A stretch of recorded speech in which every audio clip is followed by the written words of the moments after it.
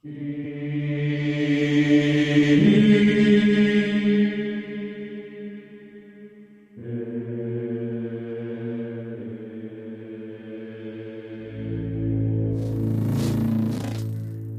and welcome to your favorite spooky podcast from Beyond the Grave with your host, Stephanie. Co-host Denise. Co-host Amy. And co-host Penny. So today we have for you a bunch of spooky ghost stories or just scary stories. We asked everybody to come up with a story or to look up one. And, Denise is going to go first. Okay, so my story, giving credit to Apollo 13 from Reddit, is I talked to dead people. They told me the truth about sleep paralysis. So, it says, I've always heard the voices. Most of the time, they're soft and gentle, and I don't mind them being there. I admit I enjoy their company. At first, they seemed like random echoes and cries, but as soon as I got older, I realized that they're not random in the slightest. I am talking to dead humans. They talk about everything, but it seems as though there are things they can't talk about. I've made a list of a few general rules, but that is a story for another day. I laid in bed, and I don't normally have much trouble going to sleep. I used to. The voices were just too loud, but now I've gotten used to them, and over time I've convinced them to settle down when I sleep. I can still hear them when I'm asleep, just not as distinctly. Tonight was different. When I did finally get to sleep, the voices weren't jumbled and random. I heard every word with great detail. They spoke of the sea. I saw myself standing on a beach in a dream. They spoke of mountains. The image was changed to valley landscape, green and lively. Then they spoke of nothing. They were silent. The wind stopped and the image faded to darkness. It was like watching a broken projector. A new image formed from static. My bedroom ceiling. I saw the room form from the top down. Am I awake? I reached for my phone, and nothing moved. It was as if I didn't have arms. Startled, I tried to sit up. Nothing moved. I tried to speak. My mouth didn't open. I began to panic. I fought the force holding me down, but there was nothing to fight. My head was spinning. My body seemed to move with it. Felt like my weight was shifting in circles. Wake him up.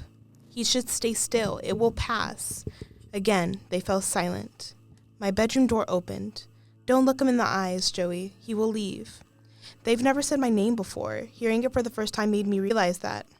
Into the room came a giant being. As he progressed through the room, he unfolded. His upper body covered most of the ceiling. His arms bent backward at the elbows and dragged on the floor behind him. I closed my eyes. I tried to scream. Silence. The voices were still quiet. As crazy as it sounds, I believe they were hiding from it. I heard a loud animal noise like an elk, but it wasn't in my ears. It was in my head. Keep it out. Don't let it in. They were panicking too. It had found them. It had yet to approach me. I opened my eyes. It was observing me as if it looked straight into my soul. I believe it did. In my head, I heard banging, like a door being forced closed while something tried to open it. It was breaking into my head, and the people were keeping it out. It let out another cry, this one much louder. It was wounded. I opened my eyes and saw it fumbling around my room. It was in complete agony. I made its way out of my room. It was free of my head. I snapped back into reality. I reached for my phone again, this time successfully. I used its light to look around the room. My breath and heartbeat were panicked and irregular. The door was closed. Everything was normal. I asked them in my mind about what had happened. They spoke among themselves, arguing. Finally, the voice of a man spoke out. Your mind is too powerful. It's why we're here. They want to infect it. We must protect it or we have failed our job here. Ask no more. I've said too much. And I asked no more. That's it. Whoa. That was, wow. That's one of a kind. Super And I thought this was like super duper cool because I love, because me personally, I do have sleep paralysis and I've had it since I was like really, really little and everything. So I was just like, dang, that's crazy. Super crazy. Wow. Actually, I have sleep paralysis too. And it happens like ever so often, but that's a different story I should tell another time. This one is called If Only I Had Locked It. I live on a farm with my younger sister, mom, dad, aunt, and uncle. My bedroom, which I shared with my sister, is in the attic, so I had to climb up the ladder and open a latch to enter it. Ever since I could remember, I've always been told to remember to lock the latch before bed, and they'd even randomly remind me to do so during the day. I also had to be in bed by 10 p.m., or else I'll be, grounded for life. I had always been curious about why they would remind me so often and rigorously. I just assumed that they were afraid that someone would break in or take us or hurt us, etc., until one day I decided to leave it open because I was curious on what could happen. I remember it so vividly. It was November 13th, 1998. I was 14. I was really happy that day because it was Friday and it was the start of the weekend. As soon as I realized that I walked into the house, I was told, hey, remember, lock the latch tonight. And I had enough, so I decided to keep it unlocked that night. But if only I had locked it. I spent the rest of the day doing what I enjoyed most, reading, and it was about 9 p.m., so I decided to head to bed and continue reading there before it got too late. I left the latch unlocked that night, just as I promised myself I would. And after a while, I got into bed. I heard a sound like someone pounding on wood. I decided to ignore it, even though I was scared, and just go to sleep. I woke up in a cold sweat a few hours later. I was terrified. I couldn't figure out why I woke up or why I was so scared, until I saw it, or at least in silhouette. Now, it was completely dark, so I quickly switched on my bedside lamp. And when I saw it in its entirety, I was no longer terrified. I was petrified. Someone, or rather something, was eating my sister. I beg your pardon? Yeah. I watched in horror as it extended one of its twisted, bony fingers and stuck its jagged nail into one of her beautiful eyes. Eyes that were once filled with hope and love. And because of me, that abhorrent creature was eating my sister with its yellow, knife-like teeth. I gasped. It looked at me, and I could see it now completely. It had skin that looked like fur, made of knives, and elongated arms that bent in at an unnatural angle. Its feet were massive with claw-like nails extending outward, and its eyes looked like a black abyss, staring at me. It had a tail, and it looked like there were sea urchins glued onto it, moving, living. Ooh. Then it turned towards me, and I tried to scream, but I couldn't. It was like it had me chained to a wall made of glass. My body started to hurt, like the glass was starting to bore into my skin. But I still couldn't move or scream. It started to stalking towards me, and when it moved, it looked extremely unnatural, which only added to its terrifying appearance. Finally, I found my voice. I screamed, I passed out, and I never woke. Okay, no, because I really do have a comment about this now. So did the parents just know that thing was out there? That's what I'm Apparently, assuming. because that's such a weird thing. Be like, oh, make sure you lock the latch every night, as if they knew something was actually gonna happen. Like, that's such a weird thing. Like, it could have been like they were just worried about their safety, like regularly. I mean, like, yeah, that's True. understandable, but that's like something, like.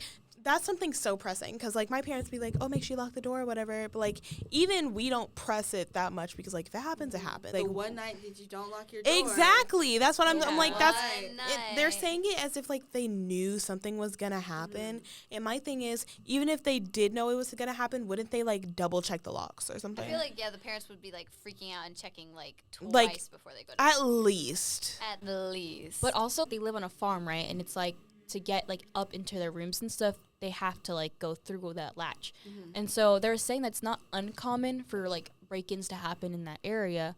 So what if the parents didn't know? But also, what if they did?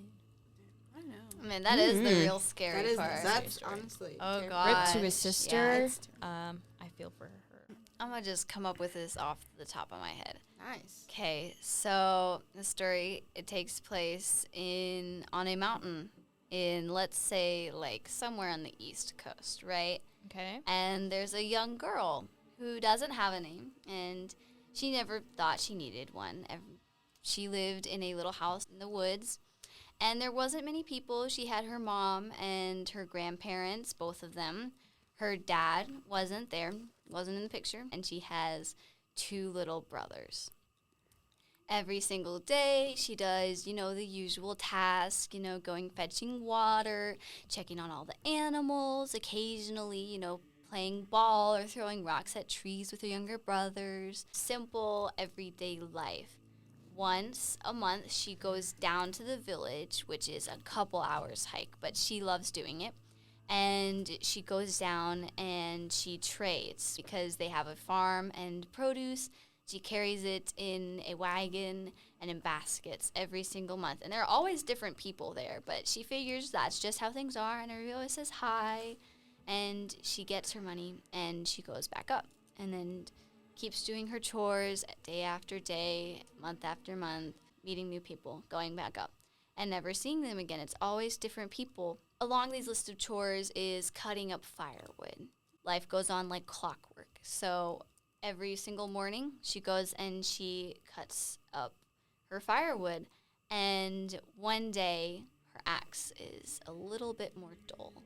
And so, unlike the usual situation that she's done year after year, over and over again, she walks back early because she needs to do something. She doesn't know why. She's confused. This has never happened before. And so she walks back to the house, and something feels there's a thickness in the air, as if something's holding its breath. And as she walks back to the house, it looks just like a little different, but she can't put her finger on it, and she doesn't ask questions. She walks inside, and some part of her head is saying, oh, your mom's making cornbread, just like she does every single day, every single morning. And it'll be done when you're supposed to be back, so that she's making it right now. You notice, as you push open the door, like dust coming off on your fingerprints, but you look at the door, and there's no dust. You brush your hand up against it, and again, more dust comes off, but there's no dust on the door. Something conflicting happens. You feel like your mother is right there, but all you can see is a scarecrow wearing what looks like your mother's clothes, standing in front of the sink. The water is running, but nothing's moving. You can hear it. You can smell the corn. You can almost feel her dancing and humming like she usually does, but everything's frozen. In the middle of the living room, sitting on a chair, you can almost hear their laughter, almost see how they're about to break in your fight, as they do every single day, as if your mind is saying, this is how things should be. This is what they've always been. And you quietly tiptoe back outside the door and close it. There's a creak, even though the door looks very well oiled. You walk outside and try to ignore the feeling that things might be different, and you go and you decide to cut wood with your chipped axe. Even though it's different, you decide you've had enough different for today. So she goes out and cuts wood, and she comes back, and everything's as it should be. The mom is pulling a freshly baked loaf of cornbread out, humming very tone-deafly, Somewhere Over the Rainbow, as your brothers break into a fight over who should have won. The axe, she decides to just keep cutting with it. Maybe, perhaps, it was some sort of trick. Maybe, perhaps they were playing a game. She doesn't know, but she doesn't bother to find out. That month, she goes down to the village and sees some of the same people. They recognize her. One little boy goes up and smiles, saying that he enjoyed the produce that she had last time. She's confused. This is also different, but less startling. People ask her for her name. It is surprising to her that they ask, what is a name? She looks confused enough that they drop it. As she walks back up, it seems almost more tiring than usual, as if she's fighting against something. But she makes it back, and life continues on as normal. A few weeks later, the axe breaks. She wonders if the same thing will happen again. She notices the same held breath kind of feeling. The same creak in the door as she goes to open it. This time, not a scarecrow. Just a pile of wooden remains of what it had been a month ago, laying on the floor. The faucet, which sounds running, looks rusted, as though years and years had gone by, or perhaps something had happened to it. She tiptoes into the living room, scared, but finds only broken furniture. She goes back out and comes back when she usually does. Her mother asks about the firewood. She says the axe broke.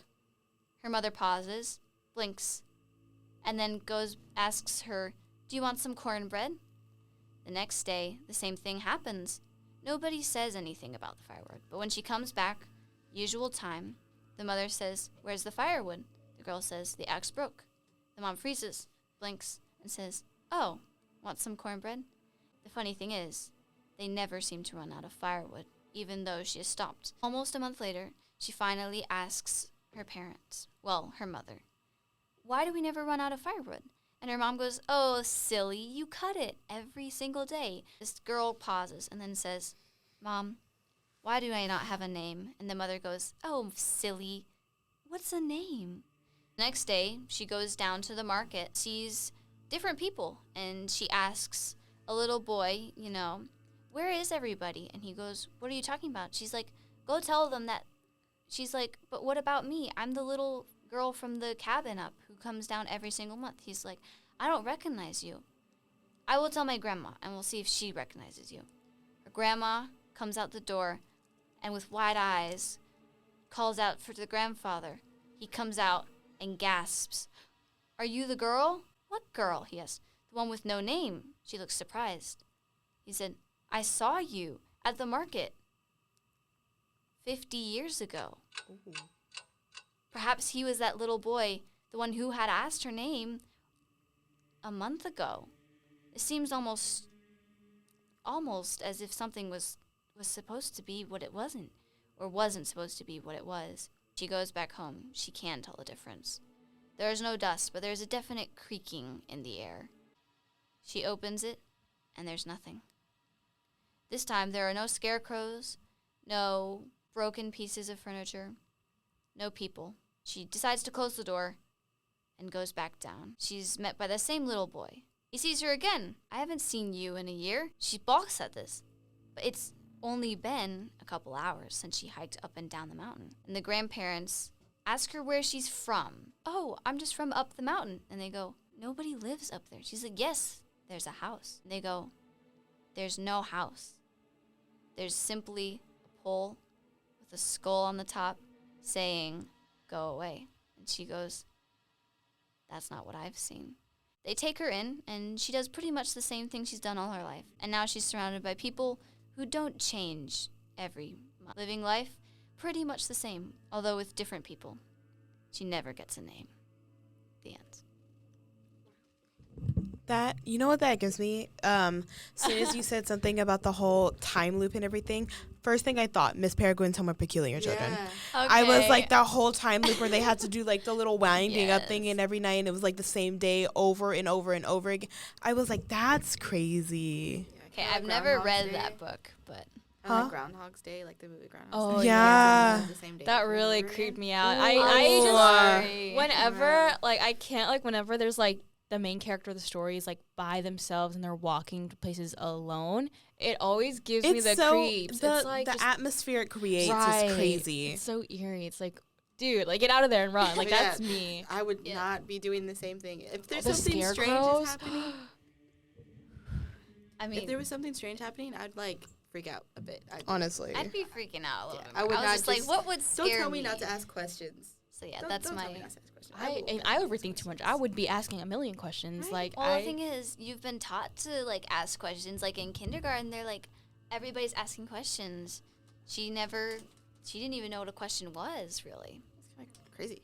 that is Yeah, so she would never creepy. get to That was really good, Penny. Yeah, give me the chills a little I'm bit. creeped all out shaking now. Okay, That was a good one. so my story is The Lady in the Woods. Ooh. Ooh, spooky.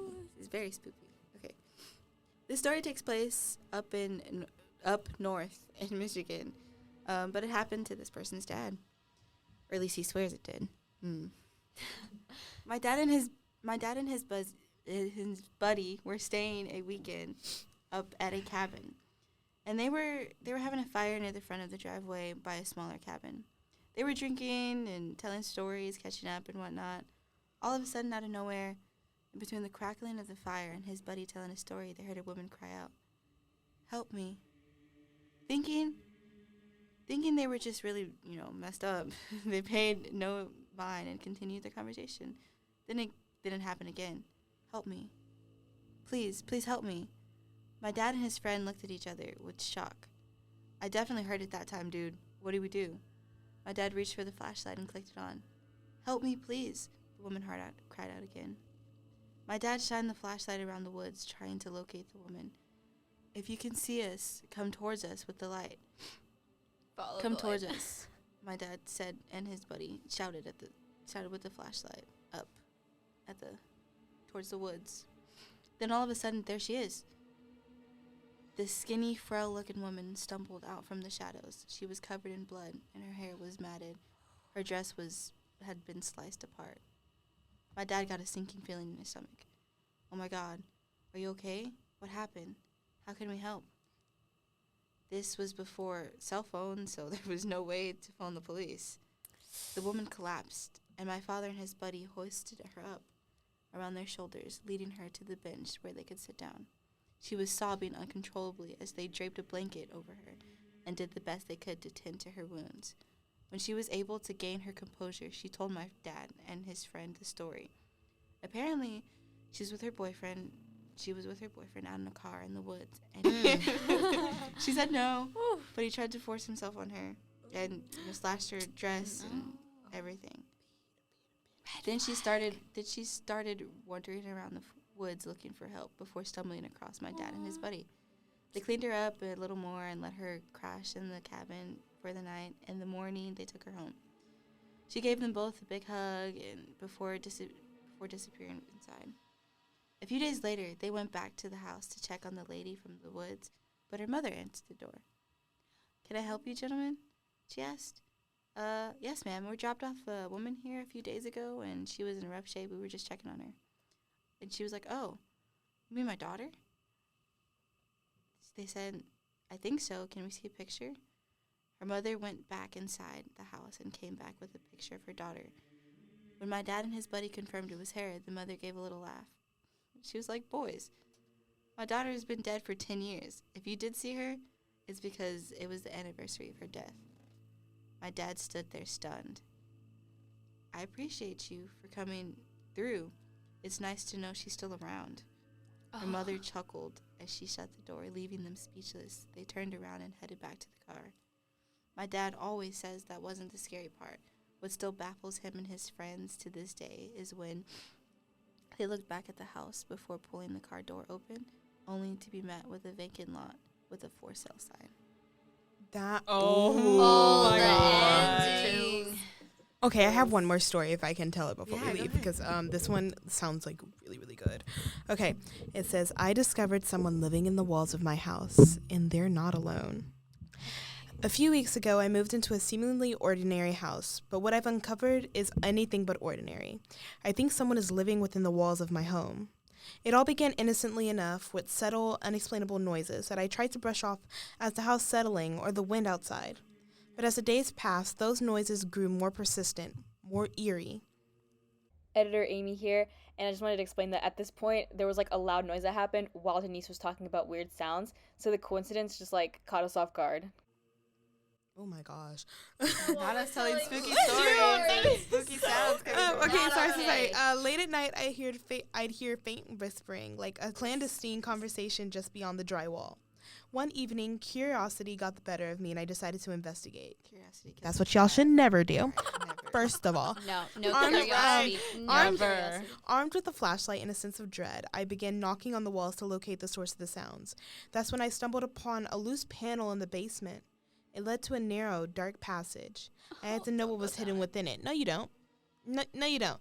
You too. Stay away. Crawling through the cramped space, my heart pounding, flag. I reached a small chamber where dim candle light flickered. There I found a makeshift bed, old photographs, and eerie drawings on the wall. It was clear that someone had been living here in my house undetected for who knows how long. It's their house now. That. The walls were adorned with the names and dates, all pointing to a single conclusion. This secret occupant wasn't alone. They had companions, and the most chilling part was that some of those dates were recent, suggesting others had ventured into these walls but never returned. My blood ran cold as I heard footsteps approaching the entrance to the passage. I panicked.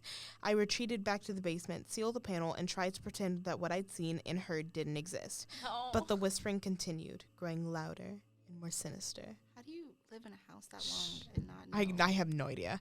I can't escape the feeling that I'm being watched, Oh, I hate that there are eyes on me when I'm alone. I don't know who these hidden occupants are, what they want, or what secrets lie within the walls of my house. I'm trapped here, and I fear the presence lurking in the dark may not be content to stay hidden much longer. Please help me. Oh gosh! Chills. See, the Dude. second you said somebody living in a wall, I went to Right. this. There are true stories. There's this one of a woman actually living in a wall, but the person who lived there found out, didn't let her know that they'd been found out, and like manipulated her into things like talking really loudly or leaving stuff out and convincing her that like they were in another world war or something, and then like that zombies were taking over. So she was freaking out until the guy had enough and like moved out, and there was a new person who came, and it like is all about her freaking out and like going into a coma from like because she had like because it was like zombie and you can't trust water or anything, so she like stopped sneaking water and everything. And it's crazy, and she just like goes into this huge parallel shock, and it's about this person like trying to like no you're fine, only like 2 years have passed since that person moved here. And they're like, when did you start like living in the walls? And she's like 2016. And they're like, it's 2018. She's like, I thought I lived there for literally 17 years. Like like the guy That's like manipulated her. disgusting. That's terrible. I mean, she Like shouldn't a have been real living story. in his walls. Yeah, totally like that. But like Yeah. still, like But like he shouldn't have manipulated her somebody in the that way. somebody in the comments of my story said, walk out the house, get police, come back with police, and you'll know who's like lurking inside your house. Then Right. finish the story. What if it is the police? Whoa. Wow. Oh, that heck would no. That would be. But yeah, that's all the stories I have for today, bro. I have I'm not sleeping something, like- tonight. Bro, So we're I 31 was- minutes in and it's 4:59. Oh. Okay. Just let me say this real quick. I was lurking like on the internet trying to find more spooky stories and stuff like that. Mhm. And I ran across Robert the doll. Oh, You know about the doll? No, Like- let's No. not. Dolls are so Let's creepy. not. Dolls are so Let's just creepy. end on that note. No. Dolls are creepy. Dolls are very creepy. Oh my gosh, y'all have to wait for next episode. I have a perfect story. Oh my Oh gosh. gosh, so I'm fun. It's gonna be great. Probably just keep This was really nice improvising. though. Now I know I'm not gonna be able to sleep tonight. I'm gonna be Woo. watching my back. Yeah. Love that for you. Hashtag Oh my gosh. Insomnia crew. Right. You know who I'm calling tonight? Yeah. I'm gonna get on the phone with Amy. We're just gonna go Be like, to sleep on the hey, phone. you're not Group sleeping call. too. Group call right now. Let's be so for real. Okay, but It yeah. was, it was lovely having you guys today. Thank you. Oh my gosh, thank you for Yeah. having Oh, us. Stories. If you have a spooky story, you know, Send it in, Send it in. please. I will. Sure. There will be Google Forms up on the hallways pretty soon. So. Be like, send your scary stories in. We will make sure to we will make sure to let you know and give you credits for all that stuff. So yeah. y'all be safe out there. Tomorrow's. Tonight. No, since lock we're- your Ooh. door. For sure. Tonight Halloween. and tomorrow, really. Yeah. Oh gosh. Praying Yeah. for y'all. Y'all are gonna be okay. Stay safe. Stay safe. Anyways, Okay. love you guys. Bye.